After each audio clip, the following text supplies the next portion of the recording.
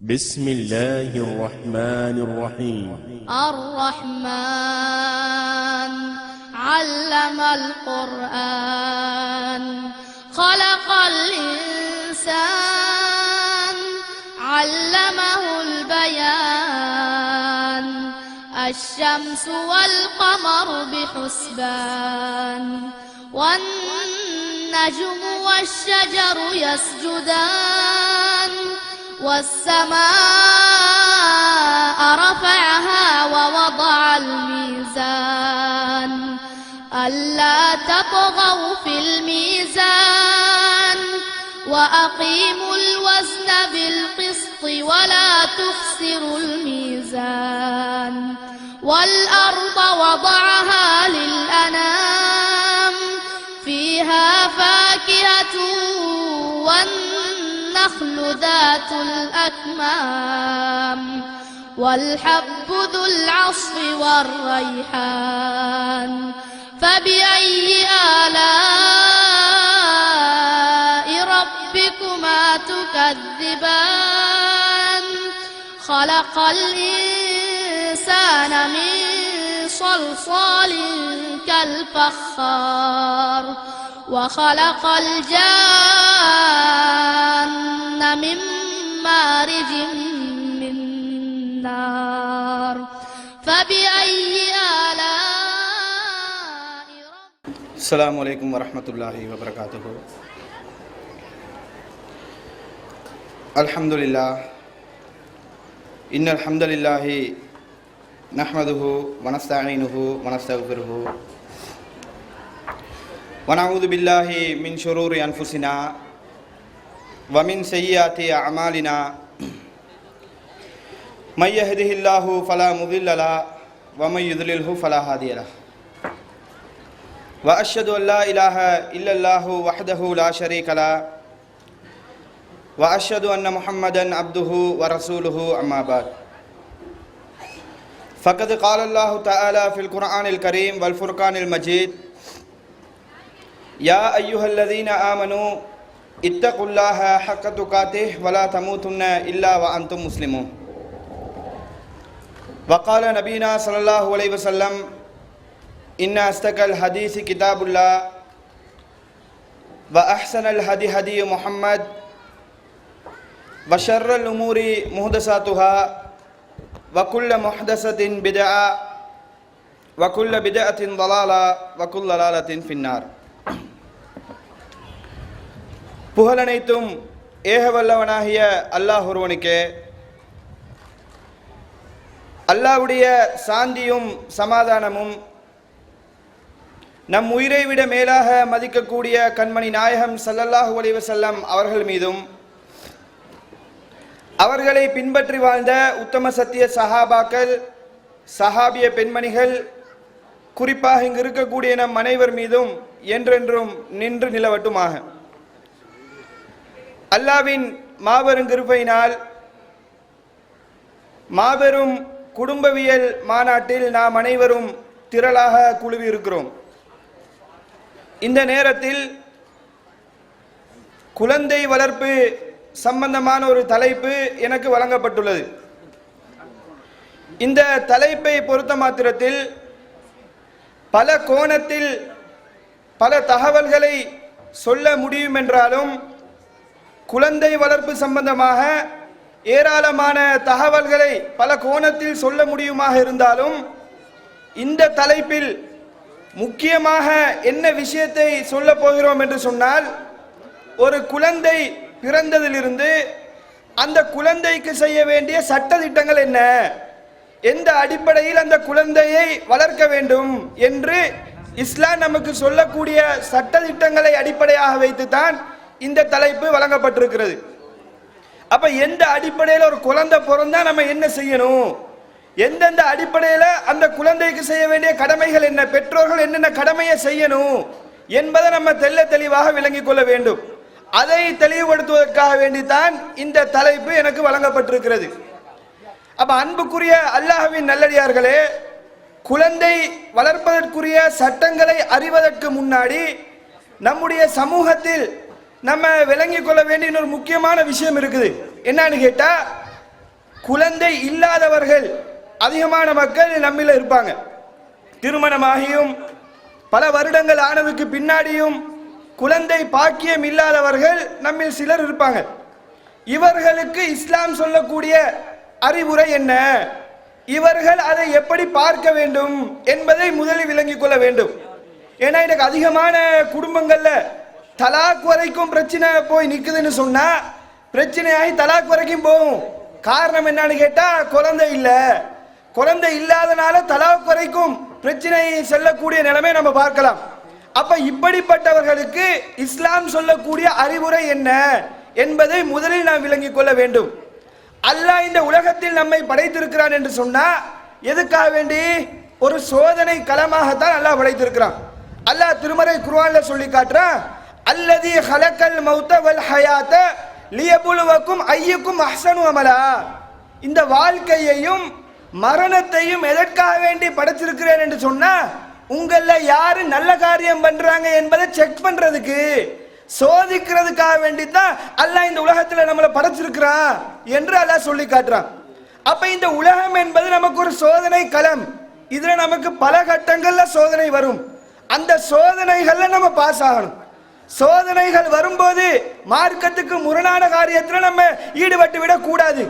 அப்ப இந்த உலகத்துல பல சோதனைகள் பல கட்டங்களாக வரும்போது அதை பொறுத்து கொண்டோம் என்று சொன்னால் வபஷிரி சாபிரீன், அல்லாஹ் சொல்றான் பொறுமையாளர்களுக்கு நற்செய்தி சொல்வீராக. பொறுமை அல்லாஹ் தரக்கூடிய அந்த சோதனையை நாம் ஏற்றுக்கொண்டோம் என்று சொன்னால் அதற்கு அல்லாஹ் மறுமையில் பரிசாக அல்லாஹ் நமக்கு சொர்க்கத்தை வழங்குவான். இது மாதிரி துன்பங்கள் நமக்கு ஏற்படும் போது, கஷ்டங்கள் ஏற்படும் போது நம்ம பொறுத்து கொள்ள வேண்டும். அல்லாஹ்வுடைய தூதர் ஸல்லல்லாஹு அலைஹி வஸல்லம் அவர்கள் சொல்கிறார்கள், மை யுரீதுல்லாஹு பிஹி கைரன் யுஸிப் மின்ஹு. அல்லாஹ் யாருக்கு நல்லது நாடுறானோ அவனுக்கு சோதனை ஏற்படுத்துவான். ஒரு அடியானுக்கு அல்லாஹ் நல்லதை நாடி இருக்கிறான் என்று சொன்னா அவனுக்கு சோதனைகளை பல கட்டங்கள் அல்லாஹ் கொடுப்பான். அந்த சோதனைகளை நாம் பொறுத்து கொள்ள வேண்டும். அல்லாஹ்வுடைய தூதர் இன்னொரு சந்தர்ப்பத்தில் சொல்லும்போது சொல்றாங்க, அஜபல்லி அம்ரில் முஃமினீன், மூமின்களுடைய காரியங்கள் எனக்கு ஆச்சரியம் அளிக்கிறது. அஜபல்லி அம்ரில் முஃமினீன் இன்ன அம்ரஹு குல்லுஹு கைருன். மூமின்களுடைய காரியங்கள் எனக்கு ஆச்சரியம் அளிக்கிறது, அவன் என்னத்தை செஞ்சாலும் அது நல்லதாக இருக்குது. இது மூமின்களை தவிர வேறு யாருக்கும் ஏற்படுவது கிடையாது. அல்லாஹ்வுடைய தூதர் சொல்றாங்க. என்ன அந்த அளவுக்கு காரியம்? எதை செஞ்சாலும் அவனுக்கு நல்லதாக அமைகிற அளவுக்கு என்ன காரியம் என்று சொன்னா அல்லாஹ்வுடைய தூதர் ஸல்லல்லாஹு அலைஹி வஸல்லம் சொல்றாங்க, அவனுக்கு ஒரு சந்தோஷமான காரியம் ஏற்பட்டது என்று சொன்னா ஷக்கர, அவன் அல்லாஹ்வுக்கு நன்றி செலுத்துகிறான். மூமின்கள் எப்படி இருப்பாங்களா? ஒரு சந்தோஷமான நிகழ்வு ஏற்பட்டன்னு சொன்னா அல்ஹம்துலில்லாஹ், அல்லாஹ்வுக்கே எல்லா புகழும் என்று சொல்லி அல்லாஹ்வுக்கு நன்றி செலுத்துவார்கள். வைன் அஸாபத்துஹு ஸர்ரா, அவனுக்கு கஷ்டமான துன்பமான நிகழ்வுகள் ஏற்பட்டன்னு சொன்னா சபர ஃபகான கைரல் லஹு, அவன் பொறுத்து கொள்கிறான், அது அவனுக்கு நல்லதாக அமைகிறது. அப்ப துன்பங்கள் ஏற்படும் போது நாம் பொறுத்து கொண்டோம் என்று சொன்னால் அதன் காரணத்தினால, இந்த துன்பத்தை நம்ம அந்த சோதனையை ஏற்றுக்கொண்ட காரணத்தினால அல்லாஹ் நமக்கு மறுமையில சொர்க்கத்தை வழங்குவான். அல்லாஹ்வுடைய தூதர் ஸல்லல்லாஹு அலைஹி வஸல்லம் சொல்றாங்க, ஒரு மூமினுக்கு ஏற்படக்கூடிய துன்பங்கள் இருக்குமா இல்லையா? ஒரு முள்ளு குத்திப்பட்டால் கூட, காலில் முள்ளு குத்திப்படும் போது ஏற்படக்கூடிய அந்த வலியின் காரணத்தினால் அவனுடைய பாவத்தை எல்லாம் மன்னிக்கிறான். உள்ளத்தில் ஏற்படக்கூடிய அந்த கவலைகளுக்கு, மனக்கவலைகளுக்கு அல்லாஹ் பரிசாக எதை கொடுக்கிறான் என்று சொன்னா நம்முடைய பாவத்தை எல்லாம் மன்னிக்கிறான். அப்ப அல்லாஹ் நமக்கு மறுமையில சொர்க்கத்தை வழங்குவான். அப்ப குழந்தை இல்லாதவர்கள் தளர்ந்து விடக்கூடாது. ஏடா இப்படி ஆயிடுச்சு, இந்த சோதனையை நம்ம பொறுமையாக ஏற்றுக்கொண்டோம் என்று சொன்னா இதுல ஏதாச்சும் நல்லது இருக்கும், இதுல நமக்கு ஒரு ஹைர் இருக்கும் என்று பொறுத்து கொண்டோம் என்று சொன்னால் அதன் காரணத்தினால் அல்லாஹ் நமக்கு மறுமையில சொர்க்கத்தை கொடுப்பான். பொறுமையா இருக்கிறன்னு சொல்லி சும்மா இருக்கவும் கூடாது. அல்லாஹ் என்ன சொல்றான்னு கேட்டா, இப்படிப்பட்டவர் அல்லாஹ்விடத்துல துஆ கேட்கவும் வேணும். அல்லாஹ்விடத்துல துஆ கேட்டு யா அல்லாஹ் எனக்கு குழந்தையை தா, நம்பிக்கை இழந்து விடவே கூடாது. நம்ம என்ன பண்றது, ஒரு வருஷம் பார்ப்போம், 2 வருஷம் பார்ப்போம், 3 வருஷம் பார்ப்போம், குழந்தை இல்லையா இல்லைன்னே முடிவு எடுக்கிறது. ஆனா இப்படி இருக்க கூடாது. நாம இப்படிப்பட்ட நிலைமை நமக்கு ஏற்பட்டன்னு சொன்னா அல்லாஹ்விடத்துல துஆ கேட்கணும். ஜக்கரியா அலைஹிஸ்ஸலாம் நமக்கு முன்மாதிரியா இல்லையா? திருமறை குர்ஆன்ல அல்லாஹ் சொல்லி காட்டுறான், ஜக்கரியா அலைஹிஸ்ஸலாத்துடைய வாழ்க்கை வரலாறை அல்லாஹ் திருமறை குர்ஆன்ல சொல்லி காட்டுறான். வயதான நேரத்துல கூட அவங்களுக்கு குழந்தை இல்லாம இருக்குது. அல்லாஹ்விடத்துல துஆ கேட்கிறாங்க. கால ரப்பி இன்னி வஹனல் அலமு மின்னி, என்னுடைய எலும்புகள் எல்லாம் பலவீனம் அடைந்து விட்டது. இப்ப அவங்க இப்படி துஆ கேட்கிறாங்கன்னு சொன்னா, என்னுடைய எலும்புகள் எல்லாம் பலவீனம் அடைந்து விட்டது. வஸ்தால ராசு சைபா, என்னுடைய தலைமுடி நிறையால் மின்னுகிறது. எந்த அளவுக்கு வயசுன்னு சொன்னா தலைமுடி பழுத்து மினுங்குது. அந்த அளவுக்கு வயசானவங்க அல்லாஹ்ட்ட துஆ கேட்கிறாங்க. வலன் துஆ, அவங்க சொல்றாங்க, யா அல்லாஹ், இப்படி இருந்தாலும் நான் துஆ கேட்பதை விட்டும் நிராசை அடைய மாட்டேன். உன்னோட குழந்தைய கேட்டு நான் துஆ கேட்கிறேன். அல்லாஹ் ஒரு குழந்தைய கொடுக்குறான். எந்த அளவுக்கு குழந்தைய கொடுக்குறான்னு சொன்னா, ஒரு ஆண் குழந்தைய கொடுத்து அல்லாவே பேர் வச்சு கொடுக்குறான். யஹ்யா என்று சொல்லி அல்லாவே பேர் வச்சு ஒரு ஆண் குழந்தையை கொடுக்கக்கூடிய அளவுக்கு அவர்களுடைய துஆ அல்லாஹ்விடத்தில் ஈடுபட்டு இருக்குது. அப்ப இந்த நம்பிக்கை நமக்கு வரணும். ஜக்கரியா அலைஹிஸ்ஸலாத்துக்கு குழந்தையை கொடுத்த அல்லாஹ் நமக்கும் கண்டிப்பா கொடுப்பான் என்ற நம்பிக்கையோடு அல்லாஹ்விடத்தில் துஆ கேட்கணும். நம்பிக்கையோடு துஆ கேட்டோம் என்று சொன்னா நிச்சயமா அல்லாஹ் அதுக்குரிய கூலியை நமக்கு கொடுப்பான். அப்ப இதை ஃபர்ஸ்ட் நாங்க மனதில் பதிய வைத்துக் கொள்ள வேண்டும். அடுத்து, இது குழந்தை இல்லாதவர்கள் பொறுத்து கொண்டாங்கன்னு சொன்னா அவர்களுக்கு மறுமையில சொர்க்கம் பரிசாக கிடைக்கும். இது ஃபர்ஸ்ட் தகவல். அடுத்ததாக, இந்த குழந்தை பாக்கியம் இருக்குதே, இது உண்மையில ஒரு மிகப்பெரிய பாக்கியம் தான். என்னதான் இருந்தாலும் குழந்தை இருப்பது என்பது ஒரு மிகப்பெரிய பாக்கியம். எந்த அளவுக்கு என்று சொன்னா, அல்லாஹ்வுடைய தூதர் ஸல்லல்லாஹு அலைஹி வஸல்லம் சொல்றாங்க, இதா மாத்தல் இன்சானு இன் கதஅ அன்ஹு அமலுஹு, ஒரு மனிதன் மரணித்து விட்டார் என்று சொன்னால் அவனுடைய அத்தனை நல்ல காரியங்களும் துண்டிக்கப்படும். இல்லா மின் சலாசா, மூன்று விஷயத்தை தவிர. அந்த மூன்று விஷயம் என்ன? இல்லா மின் சதகத்தில் ஜாரியா, நிலையான தர்மம், இல்மி யுன்தஃபஉ பிஹி, பிரயோஜனமான கல்வி. அடுத்த ரசூலுல்லாஹ் சொல்றாங்க, வலதின் சாலிஹ் யதுஉ லஹு, அவங்களுக்காக துஆ கேட்கக்கூடிய சாலிஹான குழந்தை. ஒருத்தர் மௌத்தா போனதுக்கு பின்னாடி கூட குழந்தைகள் அல்லாஹ்விடத்தில் பெற்றோர்களுக்காக வேண்டி துஆ கேட்டேன்னு சொன்னா அந்த துஆ அல்லாஹ்விடத்தில் ஏற்றுக்கொள்ளப்படும். அப்ப குழந்தை பாக்கியம் ஒரு சிறந்த பாக்கியமா இல்லையா? நம்ம மௌத்தா போனதுக்கு பின்னாடியும் குழந்தைகள் நமக்கு துஆ கேட்டேன்னு சொன்னா அல்லாஹ்விடத்தில் அதுக்குரிய கூலி வழங்கப்படும். அல்லாஹ்வுடைய தூதர் இன்னொரு ஹட்டத்தில் சொல்றாங்க, மறுமை நாள்ல ஒரு மூமினான அடியான் வருவானா, அவனுடைய அந்தஸ்து அவனுக்கு அதிகப்படுத்தப்பட்டிருக்கும். அவன்கிட்ட கேட்பானா, யா அல்லாஹ், எதுக்காக என்னுடைய தர்ஜா அந்தஸ்து அதிகப்படுத்தப்பட்டிருக்குது, காரணம் என்ன என்று அல்லாஹ்விடத்தில் கேட்கும்போது அல்லாஹ் பதில் சொல்லுவான், பி இஸ்திக்ஃபாரி வலதிகலக, உன்னுடைய குழந்தை உனக்காக வேண்டி பாவ மன்னிப்பு கேட்ட காரணத்தினால தான் உனக்கு இந்த அந்தஸ்து வழங்கப்பட்டிருக்குது. நம்ம மௌத்தா போனதுக்கு பின்னாடி நம்முடைய குழந்தைகள் நமக்காக வேண்டி துஆ கேட்டால், பாவ மன்னிப்பு கேட்டால், அதனால் அல்லாஹ் மறுமையில் நம்முடைய அந்தஸ்தை அதிகப்படுத்துவான் என்பதை முதலில் நாம் மனதில் பதிய வைத்துக் கொள்ள வேண்டும். அப்ப குழந்தை பாக்கியம் என்பது அல்லாஹ் நமக்கு வழங்கக்கூடிய ஒரு மிகப்பெரிய பாக்கியம். அதை நாம் நல்ல முறையில் பயன்படுத்திக் கொள்ள வேண்டும். அப்ப இதை ஃபர்ஸ்ட் அடுத்ததாக மனதில் பதிய வைத்துக் கொள்ளணும். அடுத்தது என்ன நடக்குது? குழந்தை பாக்கியம் கிடைத்தவர்களுக்கு கூட சில குடும்பங்களை பார்த்தீங்கன்னு சொன்னா எல்லாருக்கும் பொம்பளை பிள்ளையாகவே இருக்கும். பொம்பளை பிள்ளையாக கிடைக்கும் போது அது ஒரு பிரச்சனையாக பார்க்குறாங்க. பொம்பளை பிள்ளை கிடைச்சிருச்சே, பொம்பளை பிள்ளைய கொஞ்சம் இலக்கணமாகவும் அது என்னமோ ஒரு குழந்தை இல்லாத மாதிரியும், அது பொம்பளை பிள்ளைய ஒரு தப்பான விதத்தில் பார்த்து பொம்பளை பிள்ளை கிடைச்சேன்னு சொல்லி தலாக் விடக்கூடிய அளவுக்கு இன்றைக்கு நம்முடைய சமூகம் இருக்குது. அப்போ பெண் குழந்தை சம்பந்தமா இஸ்லாம் என்ன சொல்லுது தெரியுமா? அல்லாஹ் திருமறை குர்ஆன்ல சொல்லி காட்டுறான், யஹிபு லிமன் யஷாஉ இனாசா வ யஹிபு லிமன் யஷாஉ ஸுகூரா, அல்லாஹ் நாடியவர்களுக்கு அல்லாஹ் பெண் குழந்தையை பரிசளிப்பான், அல்லாஹ் நாடியவர்களுக்கு ஆண் குழந்தையை பரிசளிப்பான், பாக்கியமாக வழங்குவான். அதுல கூட அல்லாஹ் முதலாவது எதை சொல்றான்னு கேட்டா பெண் புள்ளையை தான் சொல்றான், பொம்பளை புள்ளையை தான் சொல்றான். அல்லாஹ் நமக்கு வழங்கக்கூடிய கிஃப்ட்ல பரிசுல முதலாவதாக அல்லாஹ் எதை சொல்றான்னு கேட்டா பொம்பளை புள்ளையை தான் சொல்லி காட்டுறான். அடுத்ததாக தான் ஆம்பளை புள்ளைய சொல்றான். அப்ப பொம்பளை புள்ளை என்பது பாக்கியம் என்பதை நாம் விளங்கிக் கொள்ள வேண்டும். இன்னும் சொல்ல போனா பொம்பளை புள்ளை கிடைக்கும் போது இந்த மனச மோகத்தை சுருக்கிக்கிறாங்களே, இது யாருடைய செயல் தெரியுமா? ஜாஹிலியா கால மக்களுடைய செயல். ஜாஹிலியா கால மக்கள் தான் என்ன பண்ணுவாங்கன்னு சொன்னா அல்லாஹ் திருமறை குர்ஆன்ல சொல்லி காட்டுறான், அவர்களுக்கு பெண் குழந்தையை கொண்டு நற்செய்தி சொல்லப்பட்ட அவங்களுடைய முகம் எல்லாம் அப்படி கருத்து போயிடுது, வாடி போயிடுதுன்னு சொல்லி அல்லாஹ் திருமறை குர்ஆன்ல சொல்லி காட்டுறான். அப்ப இந்த பெண் குழந்தை கிடைக்கும் போது முகத்தை நம்ம சுளுக்கிக்கிட்டோம் என்று சொன்னா, அதை ஒரு அந்தஸ்து குறைவாக நம்ம பார்த்தோம் என்று சொன்னா, அது ஜாஹிலியா கால மக்களுக்கு தான் அந்த சிந்தனை இருந்தது என்பதை நாம் விளங்கிக் கொள்ள வேண்டும். இன்னும் சொல்ல போனா அல்லாஹ்வுடைய தூதர் ஸல்லல்லாஹு அலைஹி வஸல்லம் சொல்றாங்க, ஒரு ரசூலுல்லாஹ்வுடைய காலத்துல ஒரு பெண்மணி பொம்பளை புள்ள 2 குழந்தைகளை கொண்டு அல்லாஹ்வுடைய தூதர்கிட்ட அந்த காலத்துல யாசகம் கேட்டு வராங்க. ரசூல் ஒரு பேரிச்சம்பழத்தை கொடுக்குறாங்க. பேரிச்சம்பழத்தை அந்த பெண்மணி என்ன பண்றான்னு கேட்டா 2ஆக பிரித்து 2 பிள்ளைக்கு மட்டும் கொடுத்துடுறா. அப்ப அல்லாஹ்வுடைய தூதர் ஸல்லல்லாஹு அலைஹி வஸல்லம் சொல்றாங்க, இப்படி இந்த தகவல் அல்லாஹ்வுடைய தூதருக்கு சொல்லப்படும் போது அல்லாஹ்வுடைய தூதர் சொல்றாங்க, இப்படி யார் பெண் குழந்தைகளால சோதிக்கப்படுறாங்களோ அவர்களுக்கு அது மறுமையில திரையாக வருவார்கள். அந்த குழந்தை நரகத்தை விட்டும் பாதுகாக்கக்கூடிய திரையாக இருக்கும்.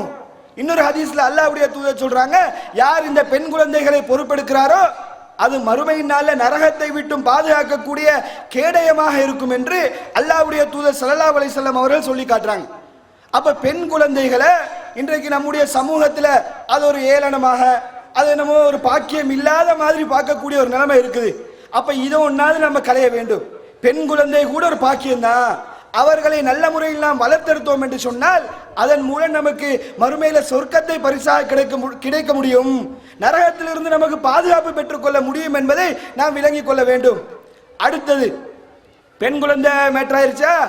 இப்ப குழந்தை கிடைச்சதுக்கு பின்னாடி குழந்தைகளை எந்த அடிப்படையில வளர்த்து எடுக்கிறது? இந்த பாக்கியம் குழந்தை பாக்கியம் கிடைச்சிருச்சுன்னு வைங்க, குழந்தை பிறந்த உடனே எந்த அடிப்படையில குழந்தையை வளர்க்கணும் என்பதை நாம் விளங்கிக் கொள்ள வேண்டும். ஏன்னா அல்லாஹ்வுடைய தூதர் ஸல்லல்லாஹு அலைஹி வஸல்லம் சொல்றாங்க, குல்லு மௌலுதின் யூலது அலா ஃபித்ரா, ஒவ்வொரு குழந்தையும் பிறக்கும் போது அது இயற்கையான மார்க்கத்தில் தான் பிறக்கிறது. ஏகத்துவ கொள்கையில சரியான மார்க்கத்தில் தான் ஒவ்வொரு குழந்தைகளும் பிறக்கிறாங்க. அவங்கள நெருப்பு வணங்கிகளாகவும் யகூதிகளாகவும் நசாரானிகள் அதாவது யூத கிறிஸ்தவர்களாக மாற்றுவது பெற்றோர்கள் தான் அல்லாஹ்வுடைய தூதர் சொல்றாங்க. அப்ப குழந்தைகளை நல்ல முறையில வளர்க்கக்கூடிய பொறுப்பு பெற்றோர்களுக்கு இருக்குது. அந்த புள்ள எல்லா குழந்தைகளும் பிறக்கும் போது இயற்கையான மார்க்கத்தில் தான் இருக்கிறாங்க, இஸ்லாமிய மார்க்கத்தில் தான் பிறக்கிறார்கள். அப்ப அதை நல்ல முறையில நம்ம வார்த்தெடுக்க வேண்டும், சரியான முறையில் வளர்த்தெடுக்க வேண்டும். ஆனா இன்றைக்கு நம்முடைய சமூகத்துல ஆரம்பமே எப்படி இருக்குது? ஒரு குழந்தை கிடைச்சதுன்னு சொன்னா ஆரம்பமே பிதத்துல தான் ஆரம்பமாகுது. அல்லாஹ்வுடைய தூதர் எந்த வழிமுறைகளை காட்டி தந்தாங்களோ அதையெல்லாம் தூக்கி எறிந்து விட்டு அதற்கு மாற்றமான வழிமுறையில தான் இன்றைக்கு குழந்தை பிறந்த உடனே ஸ்டார்ட் பண்றாங்க. குழந்தைய வளர்க்க ஆரம்பிக்கிறதே பிதத்தான நிலைமையில தான். என்ன அல்லாஹ்வுடைய தூதர் ஸல்லல்லாஹு அலைஹி வஸல்லம் அவர்கள் கடுமையாக எச்சரிக்கக்கூடிய விஷயம் தான் பிதத்ன்றது. அல்லாஹ்வுடைய தூதர் எந்த அளவுக்கு சொல்றாங்கன்னு கேட்டா, ஈயாக்கும் வ முஹ்தஸாத்தில் உமூர், மார்க்கத்தில் புதிதான காரியங்களை விட்டும் உங்களை நான் எச்சரிக்கிறேன். குல்லு முஹ்தஸத்தின் பித்ஆ, மார்க்கத்தில் புதிதாக உருவாக்கக்கூடிய அத்தனை காரியங்களும் பித்அத்து. வ குல்லு பித்அத்தின் லலாலா, இந்த பித்அத்துக்கள் அனைத்தும் வழிகேடு. வ குல்லு லலாலத்தின் ஃபின்னார், இந்த பித்அத்துக்கள் அனைத்தும் வழிகேடு, இந்த வழிகேடுகள் உங்களை நரகத்தில் கொண்டு போய் சேர்க்கும்.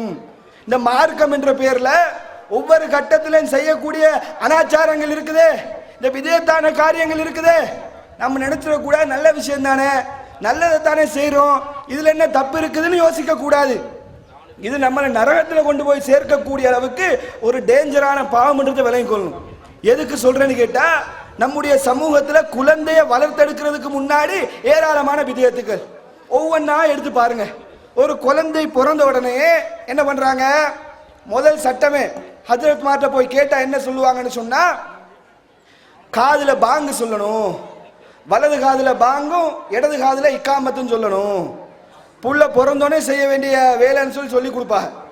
அதுக்கு என்ன தத்துவம் வேற என்ன சொல்லுவாங்கன்னு கேட்டா, ஏன் தெரியுமா இப்படி பாங்கு இக்காம சொல்லணும்?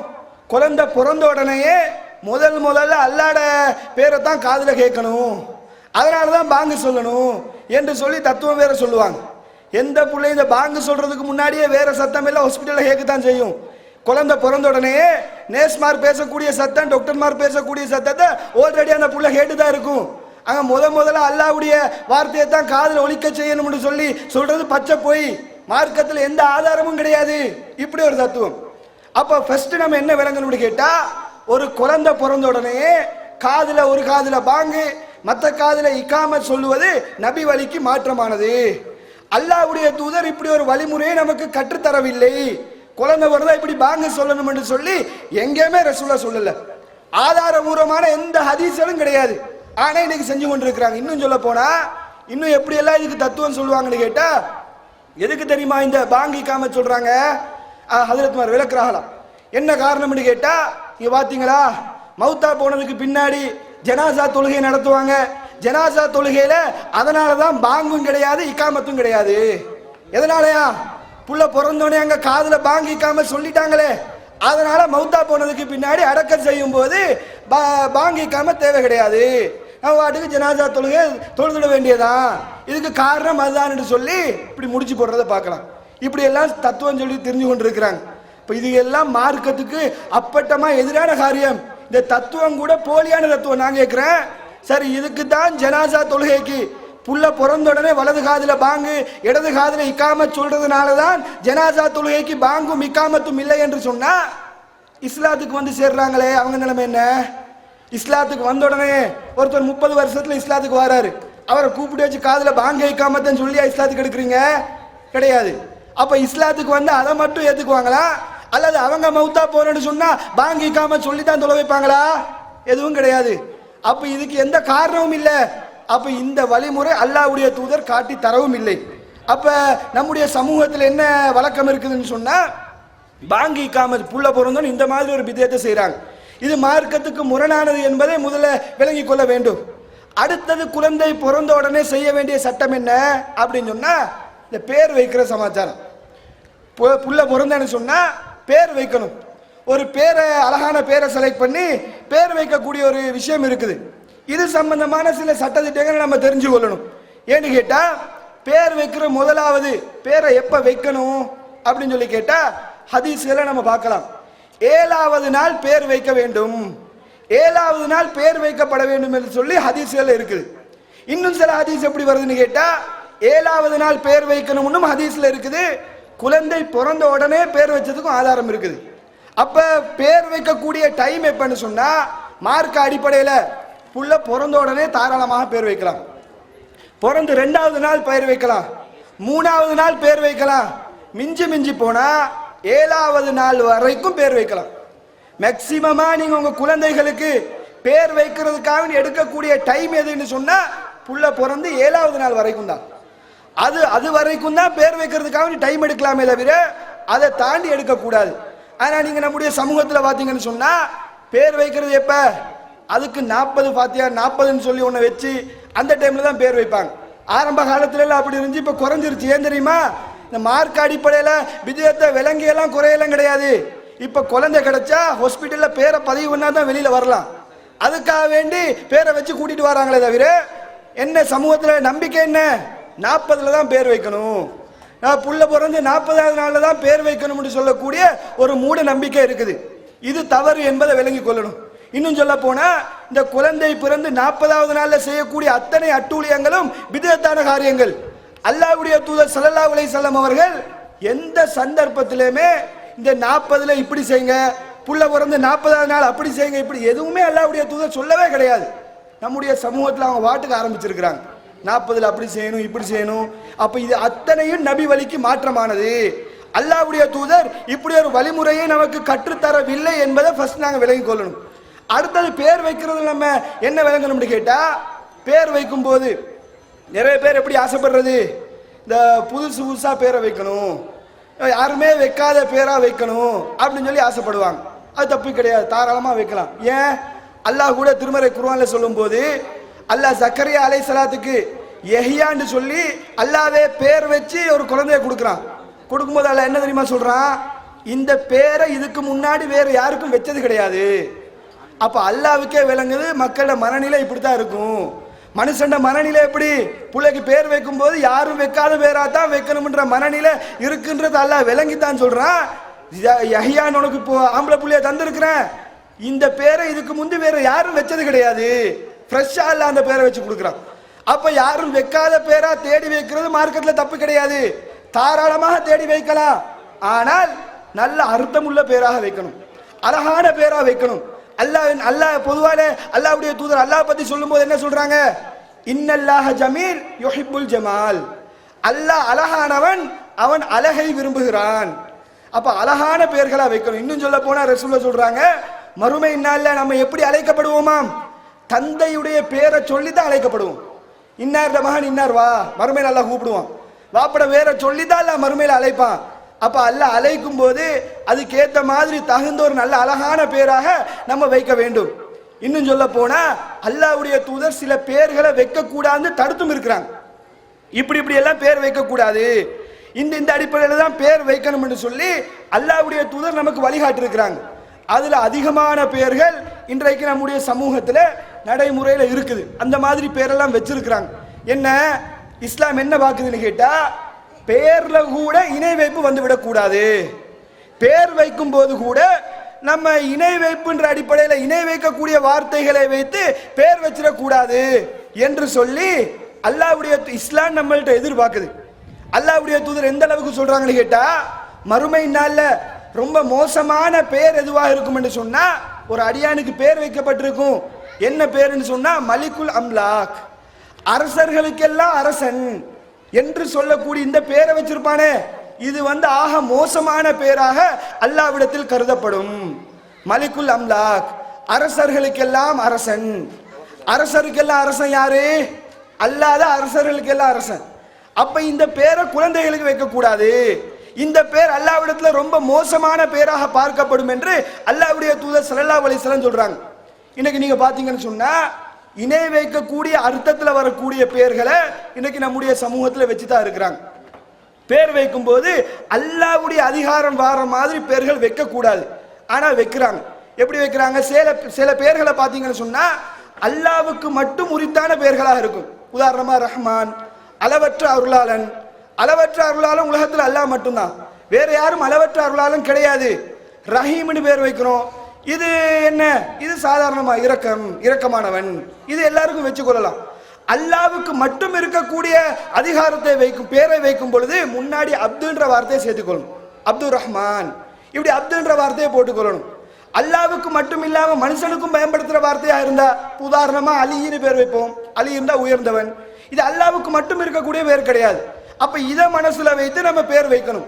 ஆனா சமூகத்துல பாத்தீங்கன்னு சொன்னா ஷிர்கான இணை வைப்பான பெயர்கள் இன்னைக்கு குழந்தைகளுக்கு வைக்கிறாங்க. எப்படி வைக்கிறாங்கன்னு கேட்டா, உதாரணத்துக்கு சில பெயர்களை சொல்றேன். யாரும் இருந்தீங்கன்னா சங்கடப்படாதீங்க, என்னடா நம்ம பேர் சொல்லிட்டாங்களேன்னு சொல்லி. யாரும் அந்த மாதிரி பெயர்கள் வச்சிருந்தான்னு சொன்னா அல்லாஹ்க்காக நீ மாத்தி கொள்ளுங்க. இந்த இணை வைக்கக்கூடிய பெயர்களை வைக்க கூடாது. என்ன சமூகத்தில் நீங்க வழக்கத்துல பாத்தீங்கன்னு சொன்னா ஷாஜஹான் பேர் வைப்பாங்க. ஷாஜஹான்டா நம்ம என்னமோ நினைச்சுக்கிட்டு இருக்கிறோம், தாஜ்மஹாலை கட்டினவன் ஷாஜஹான் ஒரு நல்ல பேருன்னு நினைச்சுக்கிட்டு இருக்கிறோம். பார்க்கறதுக்கு உச்சரிக்கிறதுக்கு நல்ல பேரா தான் இருக்கு.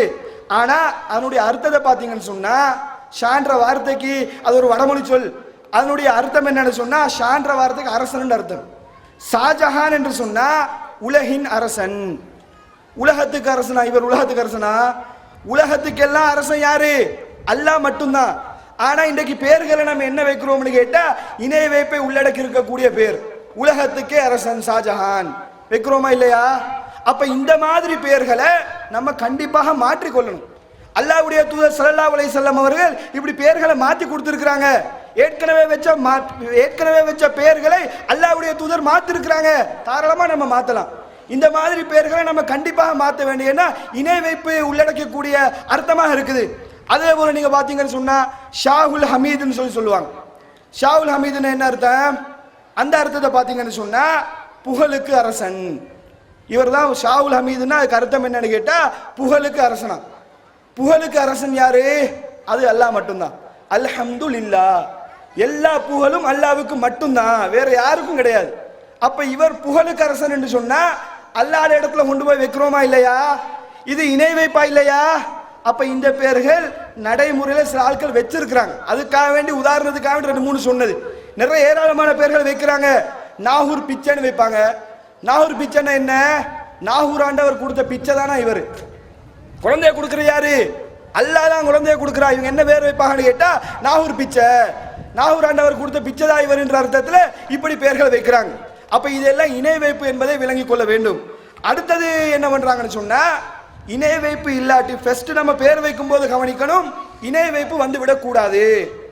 அடுத்தது நீங்க என்ன பார்க்கணும்னு கேட்டா, சில பேர்கள் வைப்பாங்க அர்த்தமுள்ள பெயர்களா வைக்கணும்.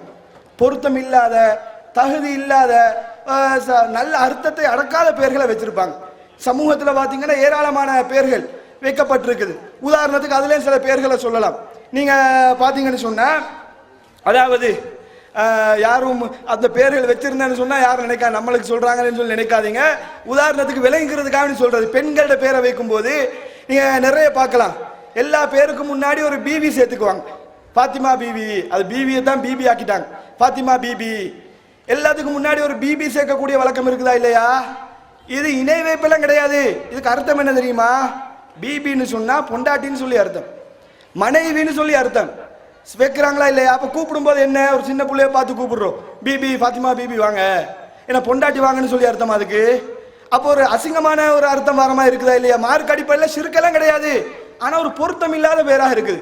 அப்ப இந்த மாதிரி பேர் வைக்க கூடாது. அல்லாஹ் அழகானவன், அழக விரும்புறான், அதுக்கேற்ற மாதிரி பேரா வைக்கணும். ஜவுஜான் பேர் வைக்கிறாங்க. ஜவுஜான்னு சொன்னாலும் மனைவின்னு சொல்லி அர்த்தம், பொண்டாட்டின்னு சொல்லி அர்த்தம். கொஞ்சம் வாய்க்கு வித்தியாசமா இருக்கணுமே, யாரும் வைக்காத வேறுன்றதுக்காக வேண்டி இந்த மாதிரி பேர்லாம் வச்சு கொண்டு இருக்கிறாங்க. மார்க் அடிப்படையில் இது தவறெல்லாம் கிடையாது, ஆனா என்ன அர்த்தம்? மனைவின்னு சொல்லி அர்த்தம். சின்ன பிள்ளை எப்படி யாருக்கு மனைவியா இருக்க போகுது? பொம்பளை பிள்ளைக்கு பேரை வைக்கிறாங்க ஜவுஜான்னு சொல்லி, நான் யாருக்கு மனைவியா இருக்க போறா? அப்ப இந்த மாதிரி பேர்களை தவிர்த்து கொள்ள வேண்டும். ஆரம்பத்தில் சொன்னா இல்லையா, இணை வைப்பு உள்ள இணை வைப்பான அல்லாஹ்வுடைய இடத்துல கொண்டு போய் வைக்கக்கூடிய பேர், இந்த மாதிரி பேரை கண்டிப்பா மாத்திடணும். இந்த மாதிரி பேர் வைக்கவே கூடாது. ஆனா இந்த மாதிரி இன்னும் சில பேர் எப்படின்னு கேட்டா, இந்த பொருத்தம் இல்லாத கிறுக்குத்தனமான பேர்களை வைத்துக் கொண்டிருக்கிறத பார்க்கலாம். இன்னும் சொல்லலாம், ஏராளமான பேர்கள் இருக்குது. ஜின்னான்னு வைப்பாங்க. ஜின்னான்னு சொன்னா கிறுக்குன்னு சொல்லி அர்த்தம். ஜின்னான்ற வார்த்தைக்கு பைத்தியகாரன் சொல்லி அர்த்தம். ஆனா இந்த பேரை வச்சிருக்காங்க, என்ன நோக்கத்துல வச்சாங்கன்னு விளங்க மாட்டேங்குது. ஆனா இந்த மாதிரி பேர்கள் சமூகத்தில் இருக்குது. இது ஷிர்க் இல்லாவிட்டாலும் தவிர்க்கப்பட வேண்டிய சில பேர்கள் என்றதை நாங்கள் விளங்கிக் கொள்ளணும். அப்ப பேர் வைக்கிறதுல இந்த மாதிரி விஷயங்களை கவனத்துல கொண்டு அழகான பேர்களை, அழகிய பேர்கள், ஏன்னா மறுமையில இதை வச்சுதான் கூப்பிடுவான், வாப்பாட பேரோட சேர்த்து கூப்பிடுவான். அப்ப நம்ம ஆன்சர் பண்றதுக்கு தயாராக இருக்கணும். அடுத்தது பேர் வைக்கிற நிறைய விஷயங்கள் இருக்குது, ஷோட்டா சில விஷயங்களை மட்டும் சொல்லிக் கொள்றேன். அடுத்தது என்னன்னு கேட்டா, குழந்தை பிறந்த உடனே 7வது நாள் செய்யக்கூடிய சில வேலைகள் இருக்குது. 7வது நாள்ல குழந்தை பிறந்து 7வது தினத்துல அல்லாஹ்வுடைய தூதர் ஸல்லல்லாஹு அலைஹி வஸல்லம் அவர்கள் என்ன செய்ய சொல்றாங்கன்னு கேட்டா, அதாவது குழந்தை பிறந்தோடனே அக்கீகா கொடுக்குறாங்களா இல்லையா? இது கட்டாயம் கொடுக்கணுமான்னு சொல்லி கேட்டா கட்டாயம் எல்லாம் கிடையாது. அல்லாஹ்வுடைய தூதர் ஸல்லல்லாஹு அலைஹி வஸல்லம் அவங்க சொல்லி காட்டுறாங்க, மன் அஹப்ப மின்கும் ஐ யன்சுக அன் வலதி, உங்களோட பிள்ளைக்காக வேண்டி, குழந்தைக்காக வேண்டி நீங்க குர்பான் என்ற அந்த அக்கீகா என்ற இபாதத்தை நீங்க செய்ய ஆசைப்பட்டீங்கன்னு சொன்னா ஃபல்யஃபல், அப்படியே செஞ்சு கொள்ளுங்க. ஆம்பளை பிள்ளையாக இருந்தான்னு சொன்னா 2 ஆடு கொடுங்க, பொம்பளை பிள்ளையாக இருந்தான்னு சொன்னா 1 ஆடு கொடுங்க, அல்லாஹ்வுடைய தூதர் சொல்றாங்க.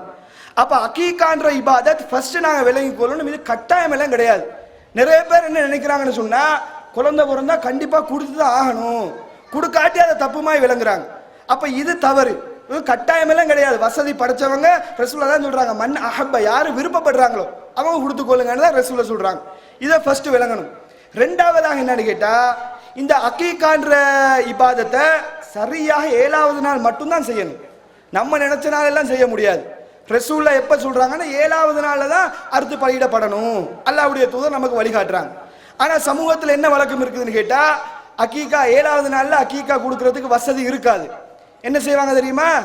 ஒரு 14வது நாள் கொடுப்பாங்க, அப்படி இல்லைன்னா 21வது நாள், அப்படி 7 கூடிக்கிட்டு போவாங்க. இதுக்கெல்லாம் அல்லாஹ்வுடைய தூதர் எங்கேயுமே வழிகாட்டல. உதாரணமா குர்பான் எடுத்துக்கொள்ளுங்க. இந்த துல்ஹஜ் மாதத்துல குர்பான் கொடுப்போமே, அதுக்குன்னு ரசூலுல்லாஹ் ஒரு டைம் சொல்லியிருக்காங்க, இந்த டைம்ல தான் குர்பான் கொடுக்கணும். நம்ம என்ன செய்வோம்? அந்த டைம்ல சக்தி இருந்தா குர்பான் கொடுப்போம், இல்லைன்னா கொடுக்க மாட்டோம். அடுத்த மாசம் கொடுப்போமா? கிடையாது. அப்ப அதே மாதிரி தான் இதே நம்ம விளங்கணும். 7வது நாள் கொடுக்கறதுக்கு சக்தி இருந்தா கொடுத்து கொள்ள வேண்டியதா, இல்லைன்னா அதை விட்டுற வேண்டியதா. அல்லாஹ் குற்றம் முடிக்கல மாட்டான். ஆனா இன்னைக்கு சமூகத்தில் எப்படி நிலைமைன்னு கேட்டா, பெருத்து பெரிய ஆளானதுக்கு பின்னாடி எனக்கு அக்கீகா கொடுக்கல அப்படின்னு சொல்லி அவனுக்கு அக்கீகா கொடுத்துக்கிறான். இந்த மாதிரி நிலைமையெல்லாம் சமூகத்தில் இருக்குது. அவங்களுக்கு அவங்களே அக்கீகா கொடுக்கக்கூடிய நிலைமை. அப்ப இது தவறு. 7வது நாள் கொடுக்க வேண்டியதா, இல்லைன்னா விட்டுற வேண்டியதா, அதுல எந்த இதுவும் வரப்போறது கிடையாது. அடுத்ததாக, ஆண் குழந்தைகளா இருந்தா 2 ஆடு தான் கொடுக்கணும்னு கட்டாயம் எல்லாம் கிடையாது. 1 ஆடு கொடுக்கவும் முடியும், 2 ஆடு கொடுக்கவும் முடியும். அல்லாஹ்வுடைய தூதர் ஸல்லல்லாஹு அலைஹி வஸல்லம் அவர்கள் ஹசன் ஹுசைன் அவங்களோட பேர புள்ளைக்கு ஒரு ஆடு தான் கொடுக்குறாங்க. அல்லாஹ்வுடைய தூதர் ஒரு ஆடை கொடுத்து தான் அந்த அக்கீகான்ற வணக்கத்தை நிறைவேற்றுகிறார்கள். அப்ப 2 தான் கொடுக்கணும்னு எந்த கட்டாயமும் கிடையாது, வேணும்ன்றா கொடுத்து கொள்ளலாம். ஆனா இன்னும் நம்ம சமூகத்தில் என்ன பண்றாங்கன்னு சொன்னா, அக்கீகா கொடுக்கணுமா, ஒரு ஆடு கொடுத்த பொம்பளை பிள்ளையா இருந்துன்னு வைங்க, ஒரு ஆடு கொடுத்தா எல்லாரும் கொடுத்துக்க முடியாது, அதனால மாட்டை அறுத்து போட்டு கொடுக்கிறது. மாடு கொடுத்தா எல்லாரும் கொடுக்கலாமா இல்லையா, இதுக்காக வேண்டி மாட்டை அறுக்கிறது. இதுவும் நபி வழிக்கு மாற்றமாம். அக்கீகா மாடெல்லாம் கொடுக்க முடியாது. அல்லாஹ்வுடைய தூதர் ஆடு தான் கொடுக்க சொல்லியிருக்கிறாங்க. எனவே ஆட்டை தான் கொடுக்கணும் என்றதை விளங்கிக் கொள்ளணும். அடுத்ததாக அக்கீகால நம்ம என்ன விளங்கணும்னு கேட்டா, அக்கீகா ஆடு கொடுப்போமா இல்லையா, இது வாப்பா தான், அந்த குழந்தையுடைய பெற்றோர் தான் கொடுக்கணும்னு கட்டாயம் எல்லாம் கிடையாது. அதாவது அந்த குழந்தையோட வாப்பாவோ உம்மாவோ தான் அக்கீகா கொடுக்கணும் எல்லாம் கிடையாது. ரசூலுல்லாஹ் என்ன சொல்றாங்கன்னு கேட்டா, ஒரு ஆடு அறுக்கப்படணும். ஆம்பளை புள்ளைன்னா 2 ஆடு அறுக்கப்படணும். யாரா இருந்தாலும் அதை கொடுத்துட்டு போயிடலாம். அந்த புள்ளையோட பேர்ல அக்கீகா கொடுக்குறேன்னு சொல்லி தாராளமாக கொடுக்கலாம். இன்னும் சொல்ல போனா அந்த மாமனார் கூட கொடுக்கலாம். இந்த திருமணம்னு போனீங்கன்னு சொன்னா இந்த பெண்ணிட்டு இருந்தெல்லாம் நடக்குதா இல்லையா, என்ன கேட்டா சொல்றது, சந்தோஷத்துக்கு கொடுக்க கூடாதா, சந்தோஷத்துக்கு தான் நாங்கள் சாப்பாடு கொடுக்குறோம். ரசூலுல்லாஹ் அந்த சாப்பாடு இஸ்லாம் தவிர்க்கிறது கூடாதுன்னு சொல்லுது. ஆனா இந்த சாப்பாடு கூடும். இந்த சாப்பாட்டை வேணும்னா சந்தோஷமா கொடுத்து கொள்ளுங்க, மருமானு கஷ்டம் வைக்க கூடாது அப்படின்னு நினைச்சீங்கன்னு சொன்னா மாமாமார் தாராளமா கொடுக்கலாம். ஏன்னா அல்லாஹ்வுடைய தூதர் தான் பேரப்புள்ள அக்கீகா கொடுக்குறாங்க. ஃபாத்திமா நாயிட குழந்தைக்கு ரசூலுல்லாஹ் அக்கீகா கொடுக்குறாங்களே, அவங்க யாரு, ரசூலுல்லாஹ் அலி அவங்களுடைய மாமனார் அக்கீகா கொடுக்குறாங்களே. அப்ப இந்த அக்கீகாவை தாராளமாக மாமனார் கொடுக்க முடியும். அதுக்காக மாமனார் தான் கொடுக்கணும் கட்டாயமெல்லாம் கிடையாது. அது ஒரு விதத்தை மாற்றிடக்கூடாது, மாமனார் தான் கொடுக்கணும்ன்ற ஆக்கிடக்கூடாது. தாராளமாக விரும்பினேன்னு சொன்னா அவங்க கொடுக்கலாம், விரும்பினேன்னு சொன்னா பெற்றோர்கள் கொடுக்க முடியும். ஆடு அறுக்கப்படணும்ன்றத மேட்டர்ன்றதை விளங்கி கொள்ள வேண்டும். அடுத்ததாக 7வது நாள் அடுத்தது நம்ம என்ன செய்யணும்னு கேட்டா, இந்த தலைமுடிய வலிப்பாங்க. ரசூலுல்லாஹ் சொல்ற முடிய வலிக்க சொல்லி அல்லாஹ்வுடைய தூதர் சொல்றாங்க. குழந்தையிட முடிய வலிக்கிறது நபி வலி. ஆனா சமூகத்தில் என்ன பண்ணுவாங்கன்னு சொன்னா, 7வது நாள் முடிய வலிச்சுட்டு அதுல அந்த எடைக்கு ஏற்ற அளவு தங்கம் அல்லது வெள்ளி தர்மமா கொடுப்பாங்க.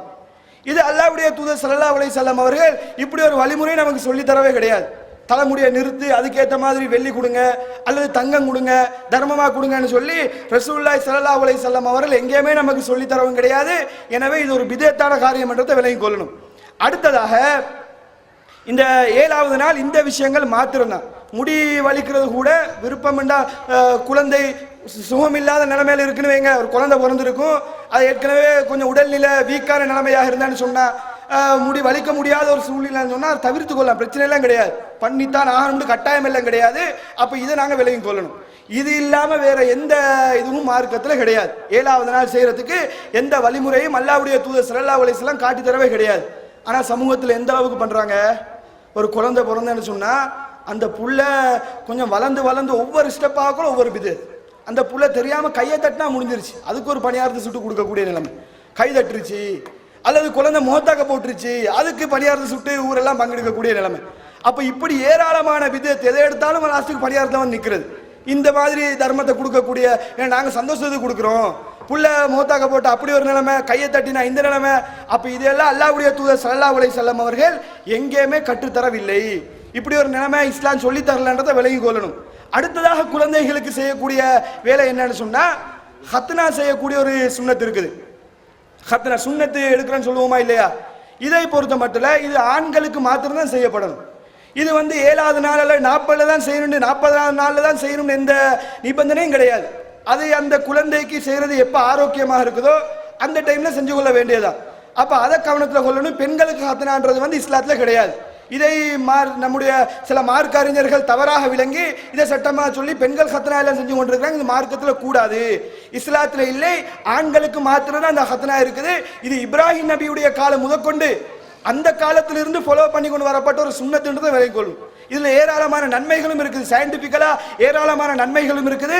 அதை பத்தி நான் சொல்ல வரல, சட்டத்தை மாத்திரம் விலகிக் கொள்ளுங்க. நான் நிறைய விஷயங்கள் சொல்ல இருக்கிறதுனால சட்டத்தை மாத்திரம் மனதில் பதிய வைத்துக் கொள்ள வேண்டும்.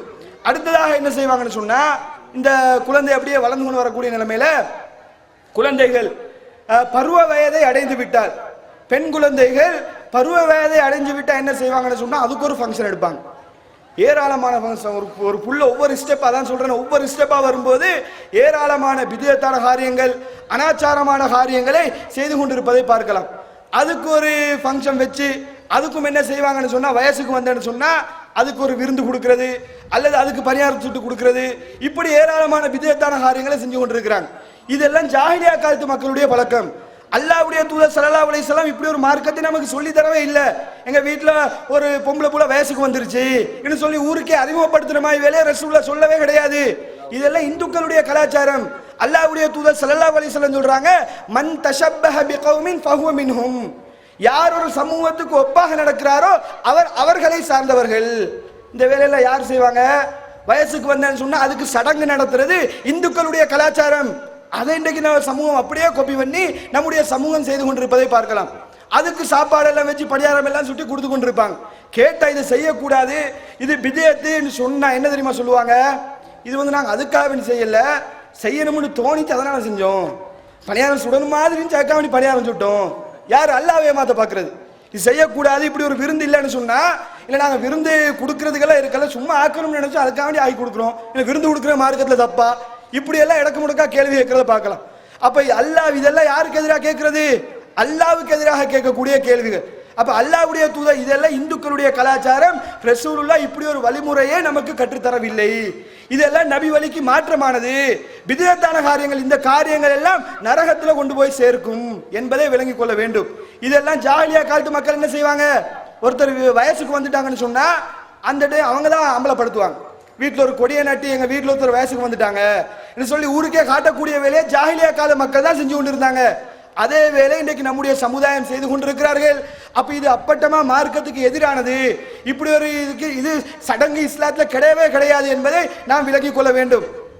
அடுத்ததாக நம்முடைய சமூகத்தில் பார்த்தீங்கன்னு சொன்னா, குழந்தைகள் பிறந்தேன்னு சொன்னா இந்த வேலைகளை தான் செய்யணும், ஆனா நிறைய இல்லாத காரியங்கள் எல்லாம் பண்றாங்க. அடுத்தது என்ன செய்வாங்கன்னு சொன்னா, பொம்பளை பிள்ளைக்கு காது குத்துவாங்க, மூக்கு குத்துவாங்க. இந்த பழக்கம் எல்லாம் நம்முடைய சமூகத்தில் இருக்குது.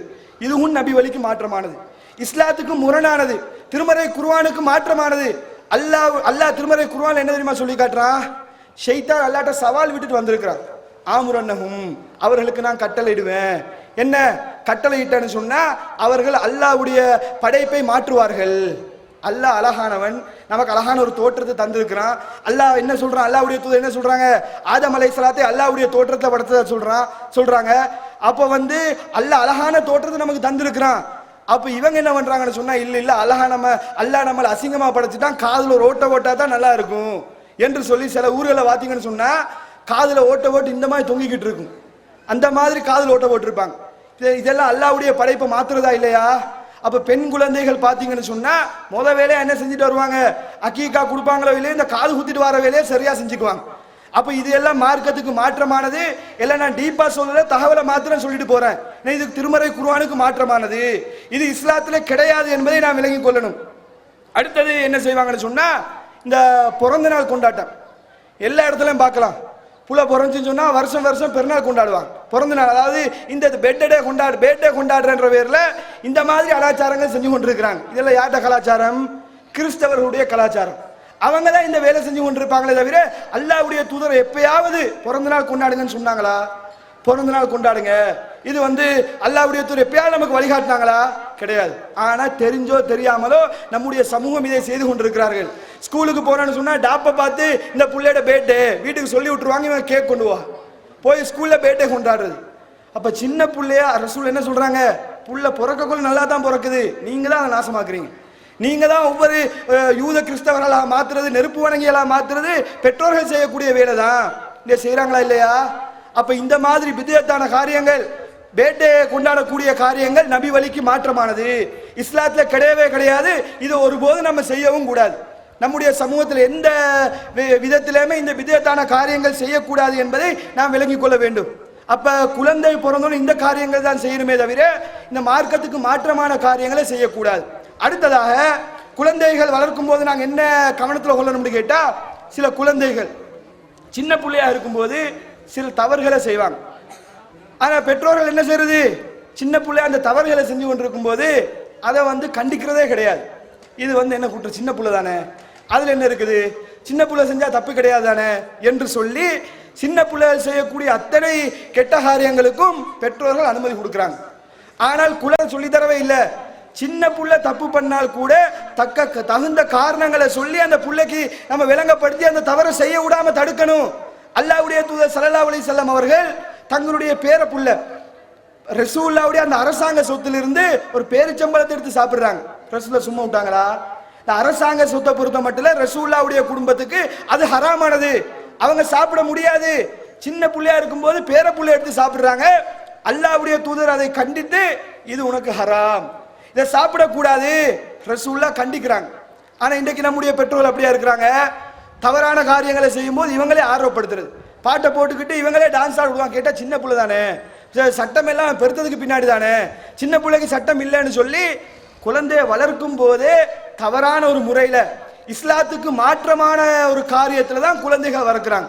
நீங்க பாருங்க, ஆரம்பமே எப்படி தெரியுமா இருக்கும், குழந்தையுடைய பேசிக் எப்படின்னு கேட்டா சாப்பாடு கொடுப்பாங்க. ஆரம்ப காலத்துல எப்படி பிள்ளைக்கு சாப்பாடு கொடுப்பாங்க, ஒரு நிலாவை காட்டி காட்டி சாப்பாடு கொடுத்துக்கிட்டு இருப்பாங்க. புள்ள சாப்பிடாதா வெளில கூட்டிட்டு வந்து நிலாவை காட்டி சாப்பாடு தீட்டிக்கிட்டு இருப்பாங்க. இப்ப எப்படி தெரியுமா நிலைமை, அதெல்லாம் அந்த காலம் எல்லாம் மலையேறி போயிருச்சு. இப்ப நிலைமை எப்படின்னு கேட்டா உடனே போய் கம்ப்யூட்டர் திறக்கிறது, ஒரு பாட்டை போட்டு கங்கன் ஸ்டைல்னு சொல்லி போட்டு விட்டான்னு சொன்னா தான் புள்ள வாயை திறக்கும். அந்த அளவுக்கு நிலைமை மாறிடுச்சு. ஒரு பாட்டை போட்டு டான்ஸை போட்டு விட்டா தான் புள்ள வாயை திறக்கக்கூடிய நிலைமை. இந்த அளவுக்கு சமுதாயம் சீர்கெட்டு போகுதுன்னு சொன்னா அந்த புள்ள இப்படி வளர்க்கப்படுற புள்ள உருப்படியா வருமா சமூகத்துல? நல்ல முறையில் அந்த குழந்தை உருவாகுமா? பேசிக் ஆரம்பமே தெரிஞ்ச வயசுலேயே மியூசிக்கை கொண்டு ஆரம்பிச்சு விடுறாங்க. அதை வச்சுதான் புள்ளைய வளர்க்கிறது. அப்ப அந்த புள்ள நல்ல முறையில வளர்க்கப்படுமா? அப்ப இது தவறு. இது அப்ப குழந்தைகளை வளர்க்கும் போது ஆரம்பமே சரியாக இருக்க வேண்டும். ஆரம்பம் பிள்ளையா இருந்தேன்னு சொன்னா அதுக்கு பின்னாடி வரக்கூடிய எல்லாமே பிள்ளையா தான் இருக்கும். அப்ப ஆரம்பத்திலே கோட்டு விட்டுட்டு பின்னாடி கவலைப்படுறது, இப்படி பண்ணிட்டோமே இந்த புள்ள உருப்படாம இருக்கிறானே என்று பின்னாடி யோசிக்கக்கூடிய நிலைமையை பார்க்கலாம். அப்ப இது தவறு என்பதை நாம் விளங்கிக் கொள்ள வேண்டும். அடுத்தது, குழந்தைகளை வளர்க்கும் போது பெற்றோர்கள் நிறைய விஷயத்தை கவனத்தில் கொள்ளணும். ஏராளமான தகவல்கள் இருந்தாலும் சில அடிப்படையான தகவல்களை மாத்திரம் சொல்றேன். புள்ளைய வளர்க்கும் போது நீங்க பாத்தீங்கன்னு சொன்னா எந்த அளவுக்கு இருக்கும்னா, ஒரு புள்ள படிக்கிற வயசு வந்தேன்னு வைங்க, படிப்புல கொஞ்சம் ஏதாச்சும் கோளாறு இருக்குன்னு வைங்க, முன்ன பின்ன கோளாறா இருக்கும். எல்லாருமே நல்லா படிக்க முடியாது, எல்லாரும் நல்லா படிச்சு எல்லாரும் டாக்டர் ஆனா யாரு பேஷண்ட் ஆகுறது? அப்போ ஒவ்வொரு புள்ளைக்கு ஒவ்வொரு தராதரத்தை எல்லாம் கொடுத்துருப்பான். எல்லாருமே டாக்டர் ஆக முடியாது, எல்லாருமே இன்ஜினியர் ஆக முடியாது, ஒவ்வொருத்தருக்கு அல்ல ஒவ்வொரு தகுதியை கொடுத்துருப்பான். அதுக்கேற்ற மாதிரி தான் அந்த குழந்தைகள் இருக்கும். பெற்றோர்கள் என்ன பண்றதுன்னு கேட்டா, ஆரம்பத்தில் இருந்தே நீ டாக்டர் ஆகித்தான் ஆகணும், இன்ஜினியர் ஆகித்தான் ஆகணும், அவங்க விருப்பத்துக்கு ஏற்ற மாதிரி புள்ள வரணும்னு சொல்லி எதிர்பார்க்கிறது. அதுக்கு மாற்றமா போறேன்னு சொன்னா என்ன, குழந்தைகளை சபிக்கிறது. உன்னை நம்பி படிக்க வச்சு எந்த பிரயோஜனமும் கிடையாது, உனக்காக நீ சல்லி செலவழிச்சு எந்த பிரயோஜனமும் கிடையாதுன்னு சொல்லி ஒரு புள்ளைய மட்டம் தட்டுறது, ஒரு புள்ளைய தூக்கி பிடிக்கிறது. ஒரே வீட்டுல ரெண்டு புள்ள, ஒண்ணு கொஞ்சம் நல்லா படிக்கும், ஒண்ணு நல்லா படிக்கலன்னு வைங்க, படிக்கிற புள்ளைய தூக்கி வச்சுக்கிறது, படிக்காத புள்ளைய அப்படியே உதவாக்கறன்னு சொல்லி ஒதுக்கி விடுறது. இப்படி நடந்தா, இந்த விதத்தில் நடந்து கொண்டா புள்ள எப்படி உருப்படியா வருமா? குழந்தைகளுக்கு மத்தியில் இப்படி பாரபட்சம் காட்டினோம் என்று சொன்னா குழந்தை நல்ல முறையில் வளர்க்கப்படுமா? அல்லாஹ்வே திருமறை குர்ஆன்ல என்ன சொல்லி காட்டுறான், இஅ்திலு பைன அவுலாதிக்கும், உங்களுடைய குழந்தைகளுக்கு மத்தியில நீங்க நீதம் செலுத்துங்க, நீதமாக நடந்து கொள்ளுங்க என்று சொல்லி அல்லாஹ் சொல்லி காட்டுறான். அப்ப நீதமில்லாத விதத்துல பெற்றோர்கள் அந்த புள்ள வளரும் போது உருப்படாம தான் இருப்பான். அவன் பாப்பா என்னடா இந்த புள்ளைக்கு மட்டும்தானே, எல்லாரும் இருக்கக்கூடிய பெரிய ஒரு பிரச்சனை அதுதான். ஒரு பக்கத்து வீட்டுல ஒரு புள்ள நல்லா படிச்சிருச்சுன்னு வைங்க, முடிஞ்சிருச்சு. இவன் இவங்க வீட்டுல உருப்படியா இருக்க முடியாது. எப்ப பார்த்தாலும் என்ன சொல்ற, அவனை போல படி, அவனை பாத்தியா ஒன்னாமால் வந்துட்டான், இவனை நீ உனக்கு ஏன் படிக்க முடியாது, அவனை சொல்லி சொல்லியே இவனை திட்டுறதை பார்க்கலாம். அந்த புள்ள தேவையில்லாம இவனுக்கு எதிரியா இருக்கும். அவனை கண்டாலும் இவனுக்கு கோபம், என்னடா ஒன்னா நீ படிக்கிறதுனால தான் எனக்கு பிரச்சனையா இருக்குது என்று யோசிக்கக்கூடிய அளவுக்கு பெற்றோர்கள் நடந்து கொள்றாங்க. அப்போ அந்த மாதிரி ஒரு நாள் நடந்து கொள்ளக்கூடாது. அல்லாஹ்வுடைய தூதர் இப்படி வழிகாட்டினாங்களா? ரசூல்லா தங்களுடைய சஹாபாக்களை வார்த்தெடுக்கும் பொழுது எப்படி பழகினாங்க? ஒவ்வொருத்தரும் ஒவ்வொரு கேரக்டர்ல இருந்தாங்க. இவரை போலதான் இவர் இருக்குன்னு ரசூல் எதிர்பார்த்தாங்களா? உமர் அலி எப்ப பார்த்தாலும் வாள் எடுத்துக்கிட்டு வருவாரு. ரசூல்லா சொன்னாங்களா, என்னப்பா உஸ்மான பாரு எவ்வளவு வெக்கமா இருக்கிறாரு, இது மாதிரி இருங்கன்னு சொல்லி ரசூல்லா சொன்னாங்களா? உஸ்மான் அலி எப்ப பார்த்தாலும் வெக்கப்பட்டுக்கிட்டு இருப்பாரு, என்னப்பா உமரை போல இருங்கன்னு சொல்லி ரசூல்லா சொன்னாங்களா? யார் யார் எந்தெந்த கேரக்டர்ல இருந்தாங்களோ அதுக்கேற்ற மாதிரி வார்த்தெடுத்தாங்க. உமர் அலி இப்படி இருக்கிறாங்களா, அதுக்கேற்ற மாதிரி ரசூல்லா வார்த்தெடுத்தாங்க. உஸ்மான் அலி வெக்கப்படுறாரா, அதுக்கேற்ற மாதிரி ரசூல் அவங்கள வார்த்தெடுத்தாங்க. அப்ப குழந்தைகள் என்னென்ன கேரக்டர்ல இருக்கிறாங்களோ அதுக்கேற்ற மாதிரி நம்ம நடந்து கொள்ளணுமே தவிர, இந்த புள்ள இப்படி இல்லை அவனை போல இரு இவனை போல இருன்னு சொன்னா அந்த புள்ள கடைசி வரைக்கும் உருப்படாம தான் போகும்ன்றதை விலகி கொள்ளணும். அப்ப இதெல்லாம் கவனத்துல கொண்டு குழந்தையை வளர்க்கும் போது கொஞ்சம் பாராட்டுற வேலைகளும் செய்யணும். குழந்தைகள் சில நல்ல காரியங்கள் பண்ணும், அவங்கள பாராட்டணும். பாராட்டினு சொன்னா இன்னும் நல்ல முயற்சி எடுத்து நல்லா வருவாங்க. நம்ம சமூகத்துல பாராட்டுற வழக்கமே கிடையாது. நல்லதை செஞ்சா ஒரு புள்ள ஏதாச்சும் கஷ்டப்பட்டு நல்லதை செஞ்சுட்டு வந்திருக்கும், என்னத்தை போய் பெருசா செஞ்சேன்னு சொல்லி தட்டி கழிச்சிட்டு போயிடுறது. சின்ன புள்ளைய பாராட்டி பாருங்க, அது எந்த அளவுக்கு அதனுடைய ஆர்வத்தை காட்டும் என்று சொல்லி. அப்ப இந்த மாதிரி குழந்தைகளை வளர்க்கும் போது இதை கவனத்துல கொண்டு நம்ம வளர்த்தெடுத்தோம் என்று சொன்னா நம்முடைய குழந்தைகளை நல்ல முறையில வளர்த்தெடுக்க முடியும். அப்படி இல்லையா, அந்த விதத்துல நம்ம நீதமாக நடக்காமல் குழந்தைகளுக்கு மத்தியில பாரபட்சத்தை காட்டி நம்ம வளர்த்தோம் என்று சொன்னா அந்த குழந்தைகள் கடைசி வரைக்கும் உருப்படாம போகும்ன்றதை விளங்கிக் கொள்ளணும். அப்ப இறுதியாக அல்லாஹ்வுடைய ஒரு தகவலை மாத்திரம் கூறி நிறைவு செய்கிறேன். அல்லாஹ்வுடைய தூதர் ஸல்லல்லாஹு அலைஹி வஸல்லம் அவர்கள் பெற்றோர்களிடத்திலிருந்து என்ன எதிர்பார்க்கிறாங்கன்னு சொன்னா, அவங்க மரணிக்கக்கூடிய நிலைமையில, பெற்றோர்கள் மரணிக்கக்கூடிய நிலைமைகளை குழந்தைகளை தன்னிறைவு படைத்தவர்களாக, பொருளாதார வசதியை சேர்த்து வைக்கிறத இஸ்லாம் விரும்பத்தான் செய்யுது. தர்மம் பண்றன்ற பேர்ல சொத்தை பூரா தூக்கி கொடுங்கன்னு சொல்லி இஸ்லாம் சொல்லவே இல்லை. உன்னோட குழந்தைகளும் இருக்குது. வசியத்து பண்ண போறேன்ற பேர்ல டோட்டல் சொத்தை தூக்கி அள்ளி கொடுங்கன்னு சொல்லி இஸ்லாம் சொல்லல. இஸ்லாம் என்ன சொல்லுது, வசியத்து பண்ண போறியா, அதுக்கு இஸ்லாம் ஒரு லிமிட்டை வைக்குது.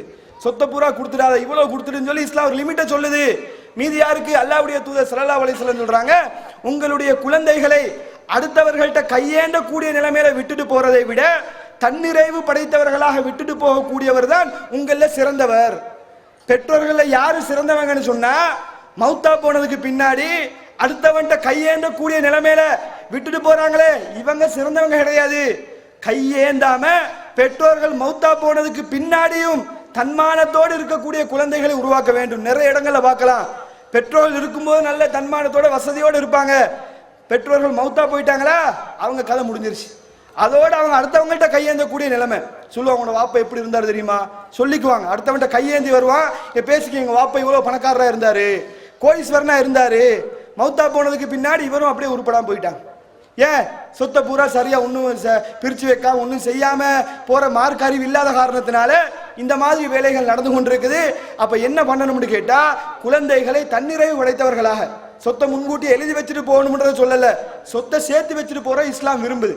சேர்த்து வச்சுட்டு போனேன்னு சொன்னா மார்க் அடிப்படையில பின்னாடி பிரிச்சு எடுத்துக்கொள்வாங்க. அப்ப இந்த அடிப்படையில குழந்தைகளை வார்த்தெடுத்தோம் என்று சொன்னா வருங்கால சந்ததிகள் சிறு வயசுல நம்ம சரியா வச்சோம் வளர்த்தெடுத்தோம் என்று சொன்னால்தான் அதுதான் அதுக்கு பின்னாடி திருமணம் முடிக்க போகுது, அவங்க பெற்றோராக போறாங்க. அப்ப அந்த குடும்பமே சரியான முறையில் அமையும். பேசிக்க புள்ள பிறந்தத்திலிருந்தே விதயத்தில் ஆரம்பிச்சேன்னு சொன்னா எப்படி புள்ள உருப்படி ஆகும், எப்படி புள்ள நல்ல முறையில் வளர்க்கப்படும்? அதுக்கும் விதயத்து சாதாரணமா போயிடும். விதயத்தை செய்யாதடான்னு சொன்னா எங்க உமா அப்பா எதானே செஞ்சுக்கிட்டு இருந்தாங்கன்னு சொல்லி அதுவும் செய்யத்தான் போகும். அப்ப இதை நாங்க கவனத்துல கொண்டு இந்த மாதிரி வேலைகளை செய்யாமல் இஸ்லாம் நம்மிடத்துல என்ன எதிர்பார்க்குதோ அந்த வேலைகளை மாத்திரம் செய்து கொண்டு, இஸ்லாம் சொல்லக்கூடிய சட்டதிட்டங்களை மாத்திரம் செய்து கொண்டு, நம்ம மனசுக்கு நல்லதா இருக்குது, நல்லா தானே இருக்குது, ஃபாத்தியா தானே ஓதுறாங்க, 40 என்ன பெருசா நம்ம என்ன செய்ய போறோம், ஃபாத்தியா தானே ஓதுறோம்னு சொல்லி நினைக்க கூடாது. அல்லாஹ்வுடைய தூதர் ஒன்றும் செய்யலையா, அதை நம்மளும் செய்யக்கூடாது. ரசூலுல்லாஹ் செய்யாததுல நமக்கு எந்த சம்பந்தமும் கிடையாது. அதை செஞ்சிட்டோம்னு சொன்னா நரகத்துக்கு போகக்கூடிய வழி. அல்லாஹ்வுடைய தூதர் எப்படி ஒவ்வொரு உரையிலையும் எச்சரிக்கிறாங்களோ, உங்க புதிதான காரியத்தை விட்டு உங்களை எச்சரிக்கிறேன், விதேயத்துகள் வழிகேடு நரகத்துக்கு கொண்டு போய் சேர்க்கும்னு சொல்றாங்களே, அதை நாங்க மனதில் பதிய வைத்துக் கொண்டு குழந்தைகள் பிறக்கும் போது அல்லாஹ்வுடைய தூதர் காட்டி தந்த அடிப்படையில் நம்முடைய செல்வங்களை வார்த்தெடுத்து மறுமையில வெற்றி பெறக்கூடிய நன்மக்களாக அல்லாஹ் உங்களை என்னை மாக்கியல்வானா என்று கூறி உரையை நிறைவு செய்கிறேன். வாஹ்ருதாவான அல்ஹம்துலில்லாஹி ரப்பில் ஆலமீன்.